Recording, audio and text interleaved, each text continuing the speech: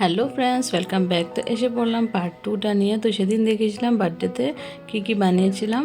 তো সেটার মধ্যে আমি ঘুগনিটা খালি দেখাতে পেরেছিলাম, কারণ ভিডিওটা অনেক বড় হয়ে যেত। তারপর ঘুগনির পর আমি পায়েস বানিয়েছিলাম। তো দুধটা আগের দিন জাল দিয়ে রেখেছিলাম, তার জন্য এরকম সর পড়ে গেছে। আর এই যে দেখুন, এখন দুধটাকে একটু গরম করে নিয়ে তারপর আমি যে চাল দিয়ে দেবো, চালগুলোকে ধুয়ে ভালো করে ভিজিয়ে রাখছি কিছু সময়। আর নিয়ে নেব কাজু আর কিশমিশ। তো কাজু আর কিশমিশ আমি একটু সময় জলে ভিজিয়ে রেখে দেবো।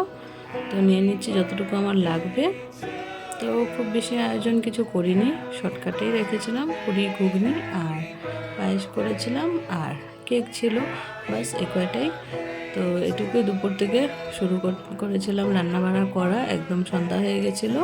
তারপর দেখুন দুধটা বসিয়ে দিয়েছিলাম, দুধটা ফুটে যাওয়ার পর চালটা দিয়ে দিলাম। পায়েস তো খুবই ইজি বানানো। তো চালটা দিয়ে দিলাম। এবার চালটা বয়েল হওয়া অবধি ওয়েট করব, আর মাঝে মাঝে নাড়াতে থাকবো, না হলে নিচে লেগে যাবে। তো এই যে চালটা আমার বয়েল হয়ে গেছে অনেকটাই, আর একটু বাকি। তো এই যে আর একটু মিশবে, তখন পায়েসটা পুরো পারফেক্ট হবে। তো দেখুন আস্তে আস্তে হয়ে যাচ্ছে পায়েসটা।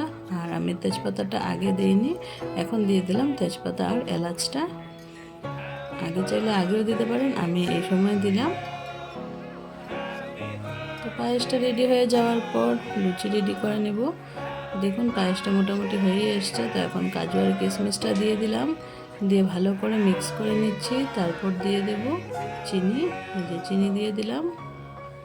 খুব বেশি মিষ্টি রাখিনি, একটু কম মিষ্টি রেখেছিলাম, যাতে সবাই ভালো করে খেতে পারে। খুব বেশি মিষ্টি হলে আবার খেতে অসুবিধা হয়ে যায়। আর এই যে দেখুন আমার পায়েসটা পুরোপুরি এখন রেডি হয়ে গেছে। তো পায়েসটা নামিয়ে রেখে দেব, ওটার মধ্যেই রেখে দেব। এখন গ্যাস অফ করে দিয়েছি। আর এদিকে দেখুন ময়দা নিয়ে নিচ্ছি লুচি বানানোর জন্য। ময়দার মধ্যে সামান্য একটু নুন আর তেল দিয়ে ভালো করে ময়াম দিয়ে ময়দাটা মেখে রেখে দেব। তো এই যে ময়দা নিয়ে নিলাম, প্রথমে বেশি করে নিইনি, এতটুকু নিয়েছি। তারপর আবার পরে আরেকটু ময়দা মেখেছিলাম, আরেকটু লেগেছিল, তার জন্য পরে আবার একটু মেখে নিয়েছিলাম। তো এখন ময়দার মধ্যে নুন দিয়ে দিলাম, নুন দিয়ে ভালো করে মিক্স করে নিয়ে তারপর তেল দিয়ে দেব, সাদা তেল দেব। সাদা তেল দিয়ে সুন্দর করে ময়াম দিয়ে মাখিয়ে রাখবো কিছু সময়। তারপর লুচি কেটে বেলে নেব।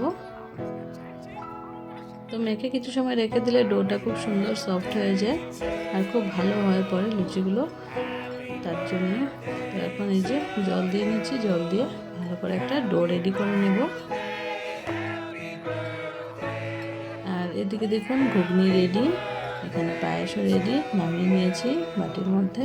আর এখানে এই যে ময়দাটাও রেডি হয়ে গেছে। এত কিছু সময় ঢেকে রেখে দিয়েছিলাম, তারপরে এভাবে লিচি কেটে নিয়েছি। এখন পুরিগুলো বেলে নিব।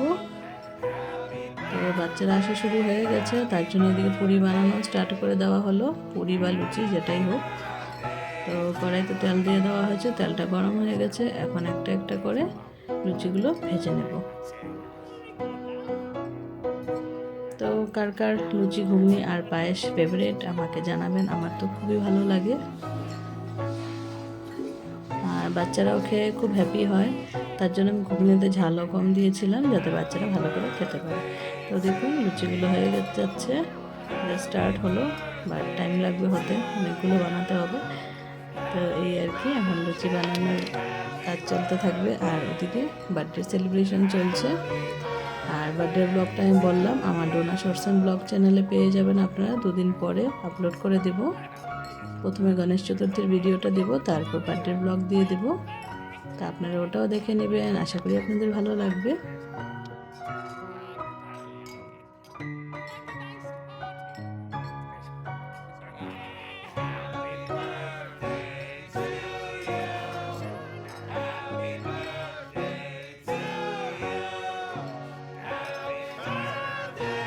তো লুচিগুলো দেখুন কিছুটা ভেজে রেডি করে নিয়েছি, আরও কিছুটা ভাজা হবে। আর এই যে দেখুন লুচি, ঘুগনি, পায়েস নিচে নামিয়ে নিয়েছি।